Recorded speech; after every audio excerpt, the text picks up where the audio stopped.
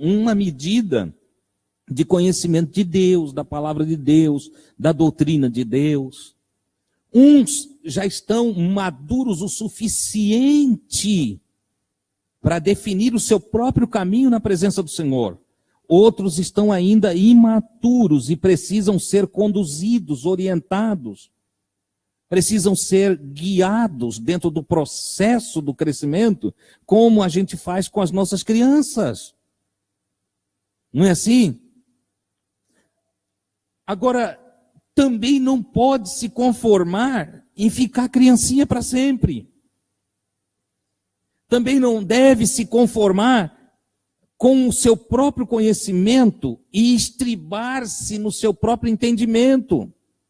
Se algo está diferente, se alguém faz algo diferente, se alguém age diferente, se alguém encontrou uma medida de fé que supera a sua e o que o conduz dentro da graça de Deus a uma liberdade maior do que aquela que você exercita em você mesmo, tenha pelo menos a cautela de conversar, de perguntar, de argumentar, de refletir, de deixar expandir a consciência, de se deixar iluminar no entendimento pela verdade divina, e não vai logo cometendo pecados, porque daí sim é pecado.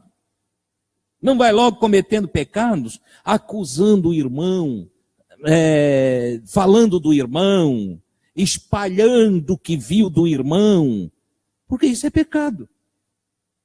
E todo pecado gera morte para a alma. A alma que pecar, quem lembra? Essa morrerá. Aí tem irmão que instala a morte na sua alma e nem sabe como, nem sabe qual é. Eu não sei por que eu estou passando por isso. Eu não sei por que eu estou triste. Irmão, eu estou indo na igreja, irmão, eu estou orando, irmão, eu estou dizimando, irmão, eu estou jejuando, irmão, eu estou ofertando, irmão, eu estou visitando, mas há uma tristeza na minha alma. Instalou a morte e não viu.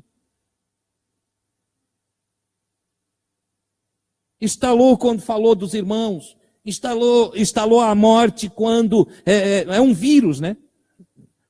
Comparando, trazendo a linguagem da computação, instalar a morte na alma é deixar ela entrar como um vírus entra no computador, que vai desfazer o que está escrito, os códigos-fontes.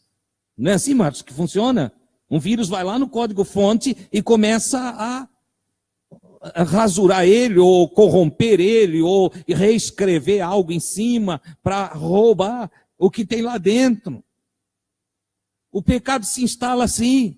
E veja, ele não vem escrito, mas ele vem pelas palavras. Por que o Pedro, quando escreve, ele diz assim: olha, irmão, se alguém quer amar a vida e ver dias bons, refreie a sua língua do mal e os seus lábios de falar engano.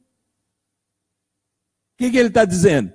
Se tu refreia a tua língua, ou eu, e se nós fechamos os nossos lábios para não falar bobagem, não falar engano, ele diz, a vida fica boa. A alma não peca, logo não há corrupção em destruição nela, não se instala a morte. A alma, ela vem, a origem da palavra alma vem de animação. Instalar a morte na alma é anular a animação. Logo vem, o que a pronúncia é feia, mas seria desanimação, vem o desânimo. Entendeu? É o oposto de animação. Por que tem uma porção de gente desanimada? Por que tem uma porção de gente que não tem confiança, que não se desenvolve, que não é alegre, que a vida é pesada para ela? Porque está cheio de vírus na alma. Está cheio de vírus. É pecado o dia todo. Entendeu? É pecado aqui dentro que se distribui até mesmo dentro da ala virtual da inteligência artificial, que sai pelo Facebook, pelo WhatsApp. Tem gente que fofoca o dia todo. Vice o fulano, vice o que ela disse. Percebesse lá no nosso encontro que foi... Que coisa é essa? Que bate-papo é esse? Que tipo de vida é essa? Entendeu? E aí se instala, está pecando e não sabe. Está pecando. Interessante que o Salomão já tinha falado do repúdio de Deus pelo falar com os dedos. Está lá escrito. Entendeu? Ele disse, o homem de Belial, o homem do pecado, acena com as mãos, fala com os dedos. Entendeu? Está lá no livro de Provérbios. Você vai encontrar lá a história do homem de Belial. E agora, se Salomão fosse escrever agora, então, hein? Porque o que os dedos estão fazendo é estrago total.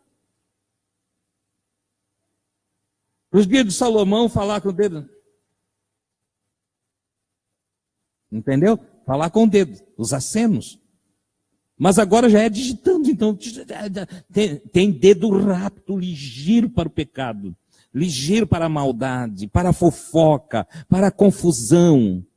E eu tenho feito testes.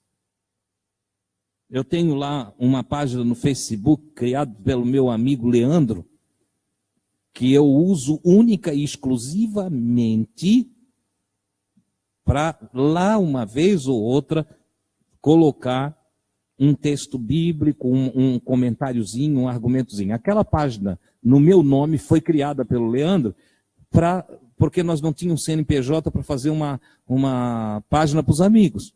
Então ele fez uma ponte ali, entende? Ele criou uma página para os amigos dentro do Facebook no meu nome, certo? Então lá vocês não vão encontrar nada que não seja alguma mensagem, entende? Para as pessoas, que eu lá um dia e outro passo lá e deixo uma mensagenzinha. Antes eu até escrevia uns textos tal, agora eu só faço uma mensagenzinha e boto uma foto. E eu fico observando que, se vocês for lá, o acesso naquelas mensagens úteis, frases de sabedoria, que nem sempre são autoria minha, mas de grandes filósofos, de grandes escritores, entende? De gênios da humanidade, que traz, eu acho interessante, e lanço às vezes lá, e aí somo como, para corroborar o que está dito, boto lá um versículo que confirma que aquilo é dentro de uma visão espiritual também. Você vai lá, o acesso é 30, 20.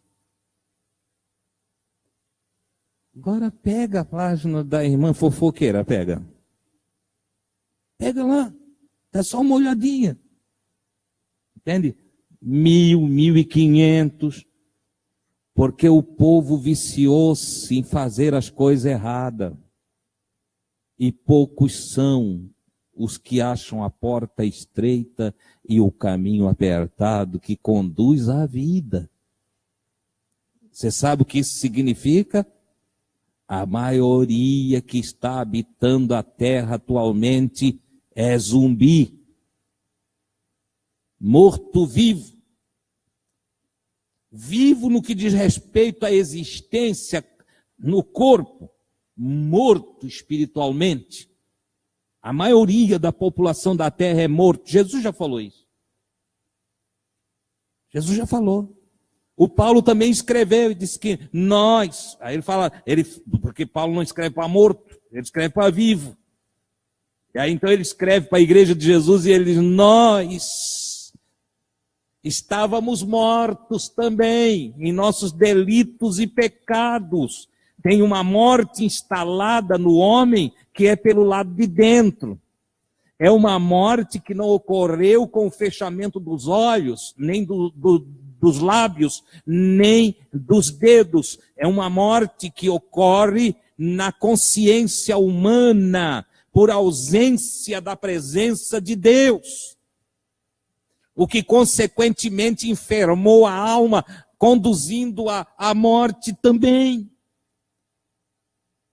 E é isso que você vê hoje em dia, a maioria não é feliz, a maioria não tem certezas, a maioria não tem força, não tem energia, a maioria precisa de muletas, e eles acham as suas muletas nas religiões, se firmam dentro do ir ao culto, eu fui ao culto, eu estou no caminho, está nada, não está nada. Não é a frequência religiosa de reuniões que vão de segunda a segunda que me faz um vivo da presença de Deus, não. Mas é a verdade divina me penetrando, entrando como luz e na força da iluminação, a renovação do meu entendimento e a transformação do meu ser por uma vivificação do meu espírito, através do Espírito Santo de Deus, uma ressurreição da consciência. Aí transforma o meu ser, muda o que eu sou. E aí já não me agrada mais a vida dos mortos. Aí já não me agrada mais as fofocas, o disse não disse, a bobajada do enfraquecimento, porque o irmão isso, porque o irmão aquilo. Eu tenho uma notícia para ti essa noite. Você sabia que você sozinho e mais ninguém vai dar conta da sua vida diante de Deus? Você sabia que quando eu for me apresentar diante do Altíssimo, para prestar a conta, se na balança justa, fiel, do justo juiz, o que pesar de mim não for melhor, não for bem, superior a mal, de malignidade, entendeu? Ninguém me salvará. Eu sozinho me apresentarei. E é neste aspecto que o caminho é estreito, porque só passa um por vez. Aliás, apertado é o caminho. A porta é estreita, o caminho é apertado. Porque o caminho da vida é respondido individualmente. Pai não salva filho, filho não salva pai, marido não salva mulher, mulher não salva marido. É individual.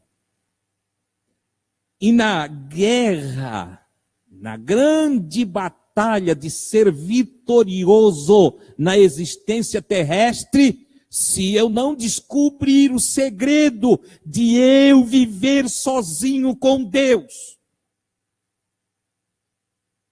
eu não serei salvo.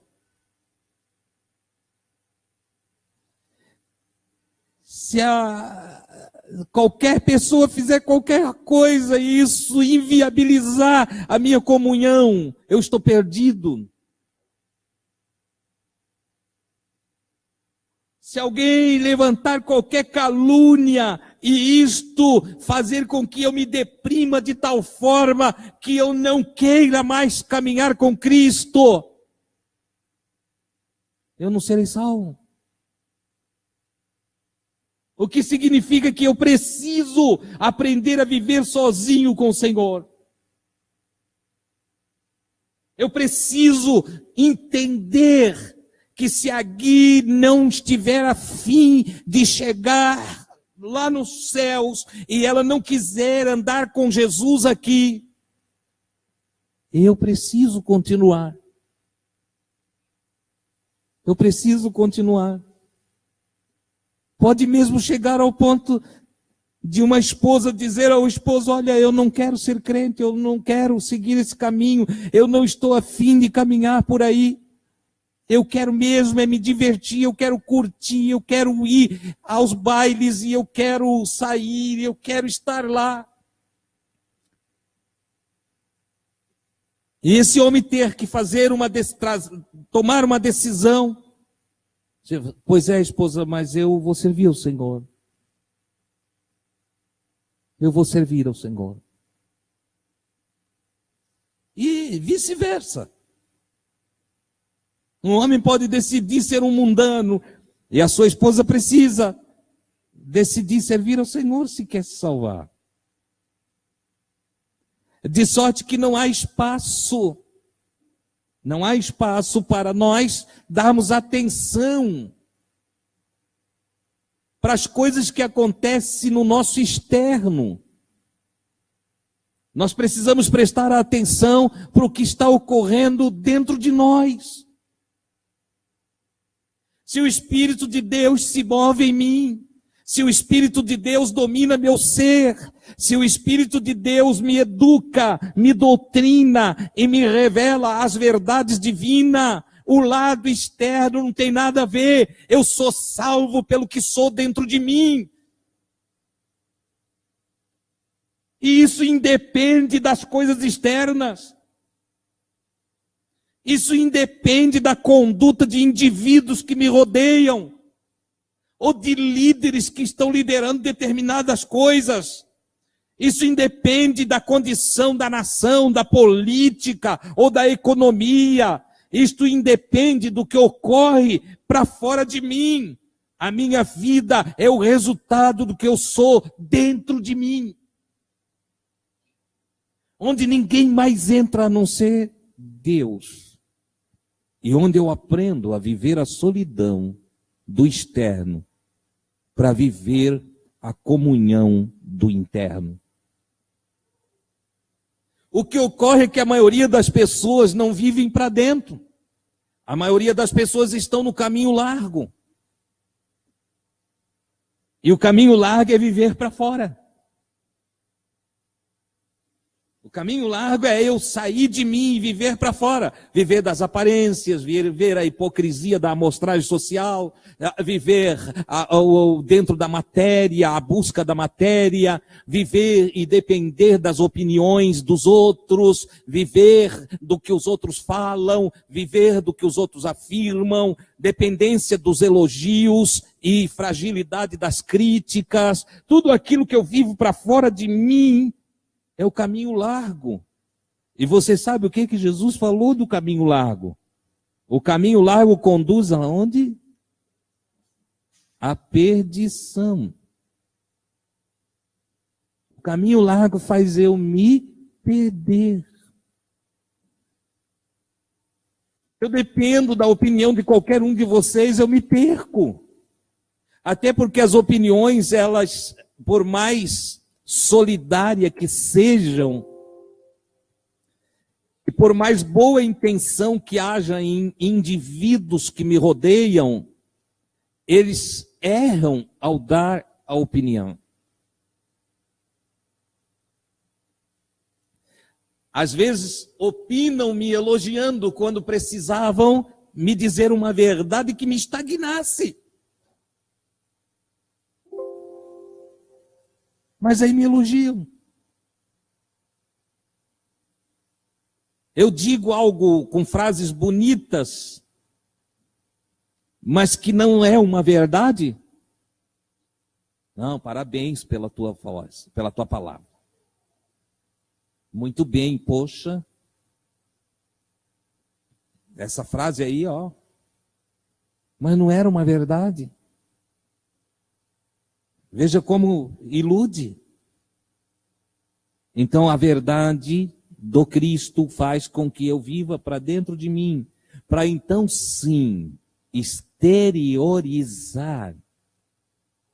Eu exteriorizar as verdades que dentro de mim me transformam, me evoluem, me fazem ser vencedor em nome de Jesus.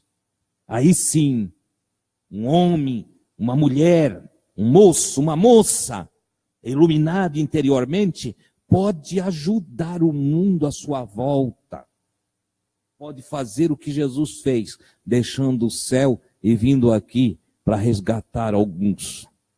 Na verdade, veio para todos, mas como nem todos deram ouvido à sua voz, então o resgate é para alguns. Amém, irmãos? Eu preciso que você evolua e aprenda isso, que você cresça. Entendeu?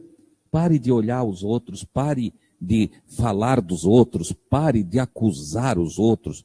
Entendeu? Você entende. Você que já está fazendo a coisa certa, sabe que a mensagem nesse sentido não é para você, mas é uma vacina para você nunca parar de fazer o que é certo. Porque nem sempre a mensagem de Deus chega a nós como remédio para curar uma doença que já está instalada. Às vezes chega como vacina para que a gente não adoeça. Amém? Então, evolua, cresça. Você e Deus, Deus e você, eu e Deus, Deus e eu. Se vós estiverdes em mim, capítulo 15 do João, se vós estiverdes em mim, e as minhas palavras estiverem em vocês, olha que coisa interessante. Não é nada externo, é tudo dentro. Se vós estiverdes em mim, eu nele. E as minhas palavras estiverem em vós, as palavras, o ensino, a doutrina, a luz, a sabedoria, a ciência dele em mim. Então vocês podem pedir as coisas para Deus, podem conversar com Deus. Então vocês podem falar com o Pai. E vocês podem desejar todo o bem. Vocês podem desejar. Às vezes a oração vem do desejo. Podem desejar tudo o que vocês quiserem. E será? E será? Que medinho estão aí? Feito. Será feito. Será feito. Obviamente que alguém iluminado pela palavra, conscientizado, porque está com ciência, alguém conscientizado pela verdade, não vai ficar desejando nada que não seja do agrado de Deus. Não vai ficar desejando matéria. Alguém iluminado pela palavra, o que deseja? É simples. Você quer saber o que um homem espiritual deseja? É só olhar para Jesus. Qual é o desejo dele? Fazer a vontade do Pai. É o meu desejo. Meu desejo é conhecer mais o Pai. Meu desejo é fazer tudo o que o Pai quer. O meu desejo é ser uma pessoa exatamente como Deus desenhou. Meu desejo é que todo o desejo de Deus me alcance e que eu seja pleno em tudo aquilo que Deus tem para mim. Oh, ele será feito. Será feito. Que coisa grande, que coisa extraordinária. Você não se alegra com isso? Oh, glória a Deus. Que coisa maravilhosa. Eu vou deixar a mensagem que eu ia pregar para domingo. Domingo eu continuo daqui. Amém? Fica com essa demonstração. Seja sábio. Seja sábio. A Escritura nos orienta, eu citei para vocês aqui, tudo que eu falei está escrito. Tá? Eu estou dizendo que está escrito não porque haja a necessidade de provar, é só querer ler a Bíblia que vai achar. Entendeu? Mas eu estou dizendo que está escrito para que você entenda que não é palavras minhas. O que eu estou te dando é o que eu recebo em mim. O que eu estou te servindo é aquilo que foi servido para mim. Certo? Eu tenho achado paz. Entende? Há um descanso que se encontra em Jesus. Eu tenho achado esse descanso. Tenho vivido com muita alegria, com muito prazer. Entende? Descansado no Senhor. Alguém diz que não é possível descansar aqui. Outro dia eu estava ouvindo um pregador no YouTube e lamentei a visão dele.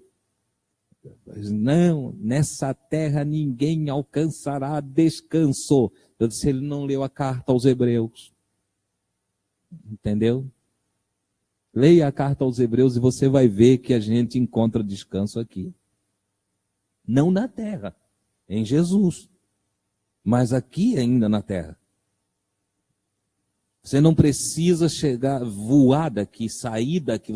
Em outras palavras, você não precisa dormir no pó da terra para encontrar descanso. O escritor aos Hebreus diz, resta, pois ainda um repouso para o povo de Deus. Se hoje ouvirdes a voz do Santo Espírito, o sopro da doutrina divina, entendeu? Se deres ouvido no dia que se chama hoje, entende? Tu podes entrar no repouso do Senhor. Podes descansar no Senhor, te energizar no Senhor, te satisfazer no Senhor.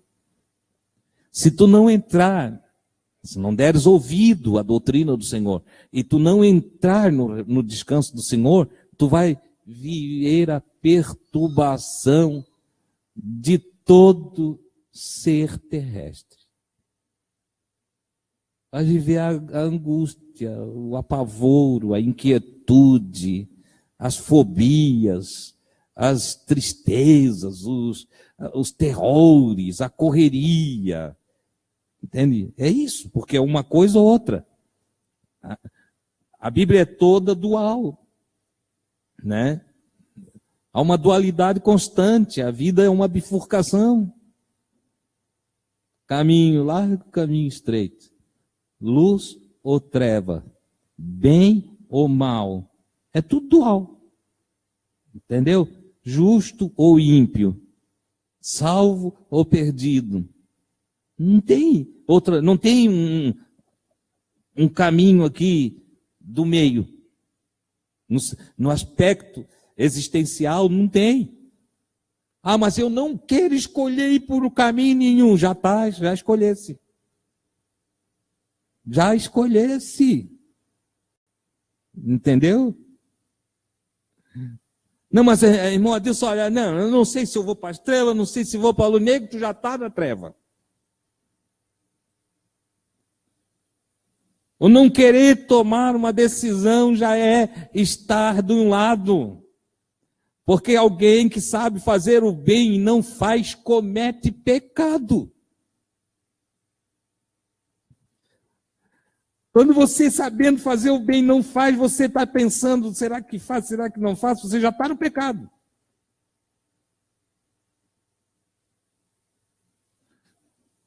Não existe razão alguma para não tomar a decisão, porque o não tomar a decisão já é decidir ficar do lado errado. Olha que coisa interessante. Por isso que eu digo, nós precisamos crescer para ter maturidade. Outra coisa, irmãos, eu já era para ter acabado aqui, mas eu sou obrigado a falar. Obrigado porque fazer o bem não é pecado. E eu preciso fazer o bem. Então tem outra coisa. Esquece um pouco a história de Deus e diabo, viu? Esquece um pouquinho. Existe uma vida na terra. E no reino dos homens, já está pré-determinado o que é para fazer. Já está pré-determinado.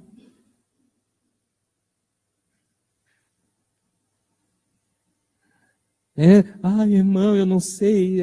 Conversando ontem, o amigo do Charles e do Magno me deu um chá de cadeira. Entende? E chegou um ponto, eu ouvi, até ele não conseguir falar mais, né? Aí depois, eu estava explicando para ele, eu disse, meu querido, está tudo pré-determinado. A natureza toda funciona como foi decretado no Gênesis. Todinha.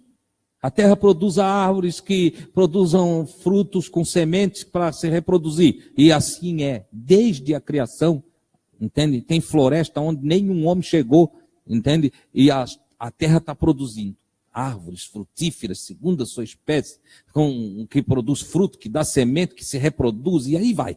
Desencadeou-se a vegetação na terra, entende? As ervas também produzem, está produzindo. Produz a terra animais viventes, conforme a sua espécie. E surgiu bichinho de tudo quanto é tamanho. Porco-espinho, tatu, elefante e tal. Aí vem uns que ficam meio apavorados. Pois é, irmão, mas será que não tinha outra raça porque tinha os dinossauros? Como é que eles sumiram? Querido, sumiu uma porção, não foi só dinossauro, que até pouquinho tempo o macaco prego estava para se acabar. Entendeu? O peixe-boi no Amazonas estava desaparecendo. Entendeu? Se não fosse os governos entrar com certas leis, já não tinha muitos outros bichinhos, mas aí eles encafifam no dinossauro. Querido, ele se extingue, foi extinto, acabou. Houve terremotos, maremotos, houve vulcões, a Terra passou por várias mutações, e muitos dos animais que surgiram na pré-história desapareceram dentro da nossa época. Mas não foi só animal, desapareceu também árvores, desapareceu espécies de tantas outras coisas, entende? A fauna e a flora foi totalmente atingida pela maldade humana que também atuou e contribuiu para a destruição. Tudo bem, mas tudo funciona, o que ainda existe, o que ainda está aí, o que o homem não extinguiu. Porque também o que foi extinto, na maioria, foi extinto pelo homem. Entendeu? Há pouco tempo estava ouvindo uma reportagem, tiveram que entrar com uma intervenção aí para poupar a vida dos elefantes, porque estavam também entrando em extinção. Entendeu? Então veja o que o homem faz. A besta. Né? Tem gente que pensa que vai vir uma besta com um galho, rabo comprido, pata de vaca. É o homem a besta. 666 é o número do homem. Entendeu? Ninguém destrói mais do que o homem. Ninguém contamina mais as águas do que os homens. Não tem, as criancinhas aí, não tem capeta maior do que o homem. Entendeu? Não tem. Dentro da destruição da terra, não tem. Entende? O homem é tão encapetado, e é o próprio, que ele vai lá, ele pega um frango, um peru, entende? Degola e fica na esquina para invocar o outro lá. Tem coisa mais nojenta do que isso? Não tem. Mas os homens fazem isso, é o homem. Né? Então, olha só. Dentro de toda a criação, tudo funciona como Deus decretou. Deus decretou e as coisas acontecem constantemente. Tudo funciona. Né? As constelações, o sol, como Deus ordenou para ele, a lua, enfim, toda a criação. O único que se desordenou foi o homem. O único que recebeu consciência, entendeu? Foi o homem. E o único que se perdeu foi o homem. Se perdeu. O homem passou a andar errado e ele não... Por que que... Aí Deus teve que trazer a sua palavra de volta para o homem. E as escrituras só existem para o homem não dizer que deu e não deu. Entende? Olha só, e a escritura só existe porque para dizer para nós, ó, está aqui, ó. Está aqui. Façam assim que dá certo. De sorte que, irmão, irmão, o diabo entrou lá em casa e nós estamos quase se separando. Não foi o diabo, querido, o diabo é tu. Tu que não tem uma postura adequada com a tua esposa e tens atitudes erradas em relação a ela e estás enjoando ela, cara. Tu tá fazendo com que ela não te suporte mais. Tu tá infernizando a vida dela. Tu é o próprio.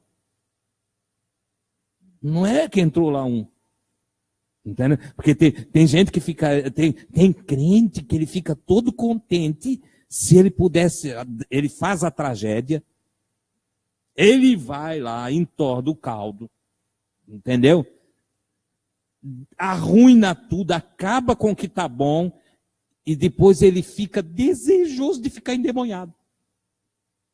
Porque daí ele podia dizer, não, estava endemoniado, me perdoa, Satanás me usou.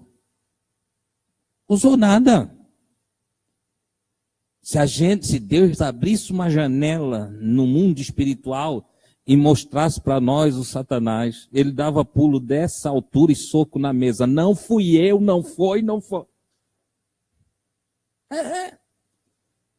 Que é o sujeito com falta de luz, com falta de sabedoria, com falta de consciência, destemperado, sem buscar a Deus, totalmente fora da palavra, distante de Jesus, age de forma errada, mas quer botar a culpa no outro.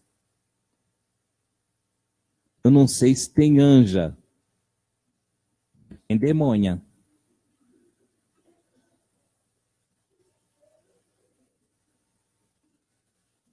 Às vezes é a mulher, ela.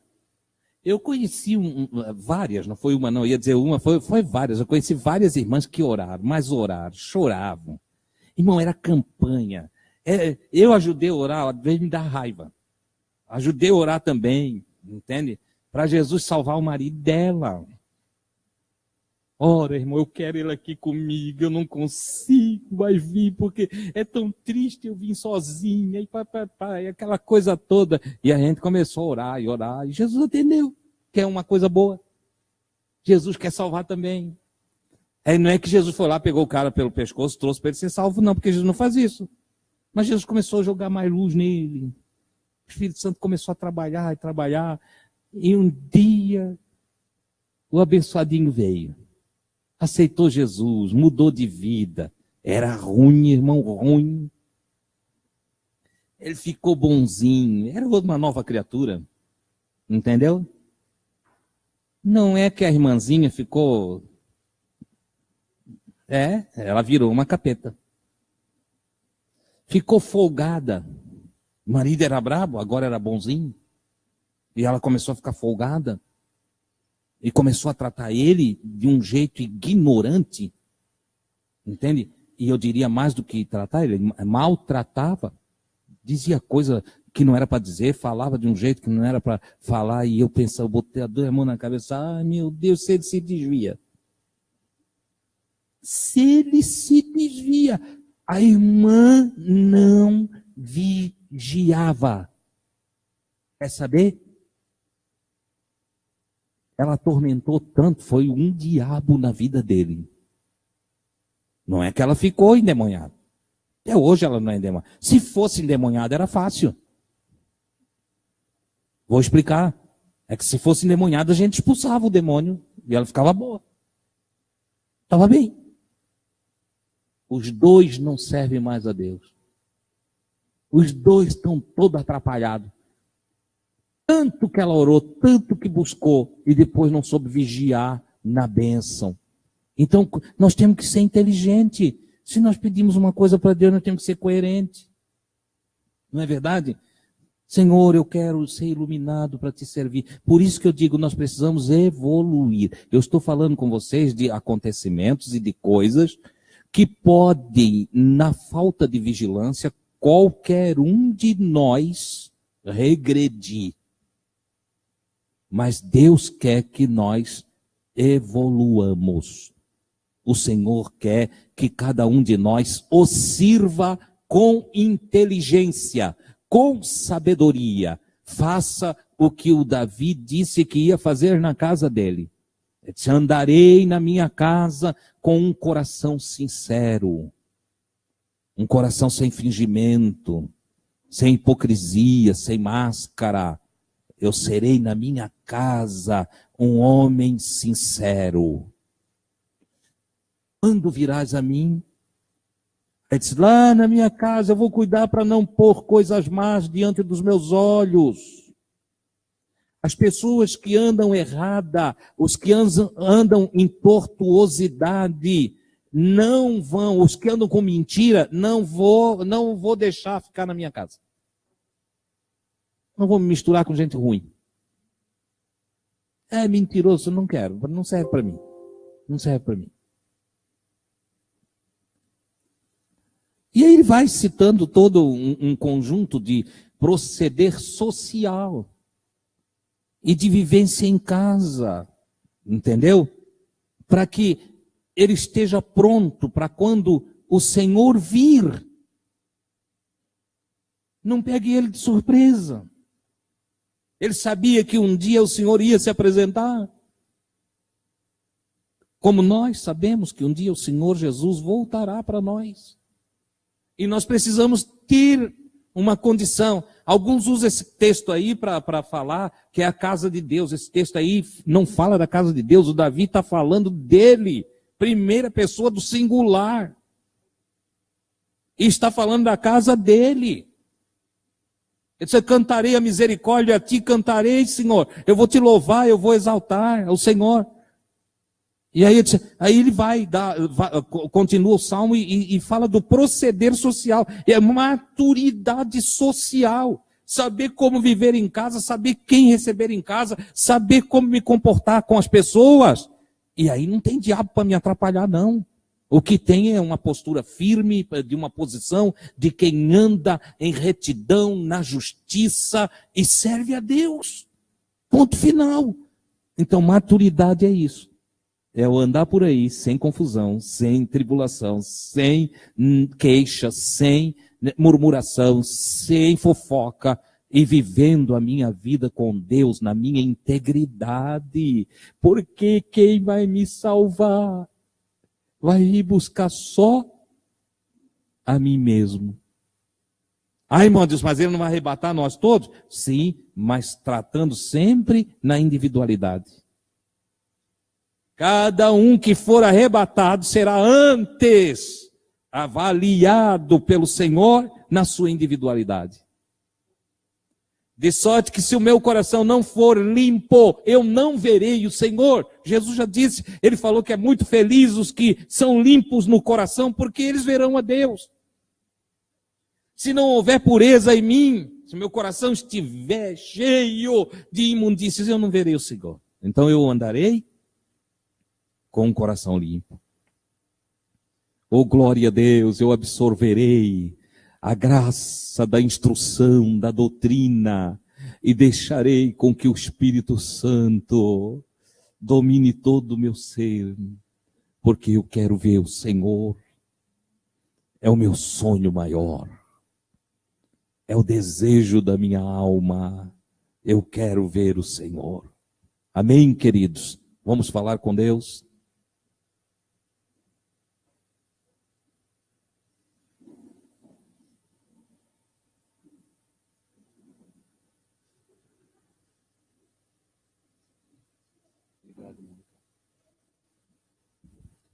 Oh, louvado seja o nome de Jesus. Estava salgado hoje? Estava salgadinho o pirão hoje aqui? Toma água. Água da vida. Oh, glória a Deus. Leandro, sim. Cauê fez uma cirurgia. Nós temos um amigo chamado Leandro. Ele fez o nosso primeiro site. E em um momento de falta de luz, ele fez uma escolha errada. Um bom menino querido, tal, mas as propostas surgem. Tem uma canção que diz que todo dia o pecado vem e me chama. O Leandro, nesse sentido, não soube fazer a escolha certa. Né? O Salomão escreveu, ele disse assim: filho meu, quando os pecadores disserem, vem conosco, não aceites. A maioria das traduções, não consintas. Não vou. O Leandro, ele não tinha ainda instrução e maturidade para dizer não. E vocês sabem como é a amizade, e acaba a pessoa entrando por um caminho, às vezes, sem um cálculo prévio, ou que não o isenta de culpa. Mas nós queremos pedir a Deus para alcançar o Leandro, iluminá-lo, e dentro deste momento difícil, que ele possa, porque às vezes o caos, ou no meio do caos, é um bom lugar para encontrar Deus, né? Que ele encontre com o Senhor. A irmã Elisete pede oração também, nós vamos orar por ela. O Cauê, que está também, passou por uma cirurgia, ou está passando? Passou, nós vamos pedir para que Deus conceda a recuperação a ele. Também oração por Marcos, Sandra e Carol. Precisam de uma libertação e cura aqui. Aqui nós estamos falando de um casal, né? Marido e esposa, e uma filha. Vamos falar com Deus para ajudar esse pessoal aqui. E você também, fale com Deus, vê qual é a sua necessidade e peça ao Senhor que te ajude. Querido Pai, te dou graças por esses momentos que podemos passar aqui. Te dou graças por aqueles que tiraram tempo para assistir através das redes sociais. Te agradeço pelos irmãos que vieram e que com prazer receberam a tua palavra. E te dou graças pela luz que tu traz a nós. Essa luz maravilhosa que nos ensina, nos ilumina o caminho da vida. Como disse o salmista, que a tua palavra ela é lâmpada para os pés e luz para o caminho. Oh meu Deus, o que seria de mim se não fosse a luz que tu traz sobre nós? O que seria de mim se eu continuasse trilhando o meu próprio caminho na escuridão? Mas eu te louvo porque tu, através de tua graça maravilhosa que tens para com todos os homens, me alcançastes com a tua luz, a fim de me fazer ver que era possível dar meia volta, era possível fazer a conversão e então mudar de vida. Eu te louvo pelo teu feito na minha vida, na vida de meus irmãos que aqui estão e aqueles que estão nos ouvindo em casa. Neste momento te peço, Senhor, que assim como nos destes a palavra da meditação nessa noite, também conceda a cada um de nós a graça de podermos, por essa palavra, nutridos pela tua verdade, possamos crescer, nos desenvolver e aumentar todo o nosso conhecimento a respeito de ti, a respeito de nós mesmos e dos nossos relacionamentos, e como também dar-nos sabedoria para como agir, como atuar no grande processo da vida, meu Pai. Querido Senhor, que teus filhos e filhas sejam enriquecidos cada dia mais com todo o conhecimento que por teu amor nos chega. Ainda rogo, meu Deus, pelo Cauê, que passou por uma cirurgia, pela irmã Elisete Mafra, que está precisando da tua ajuda também, carece de saúde e da tua bênção para o seu bem-estar. Querido Senhor, ainda apresento diante de ti o nosso irmão, o nosso amigo Leandro, que o Senhor sabe da carência, da necessidade que este filho está tendo neste exato momento.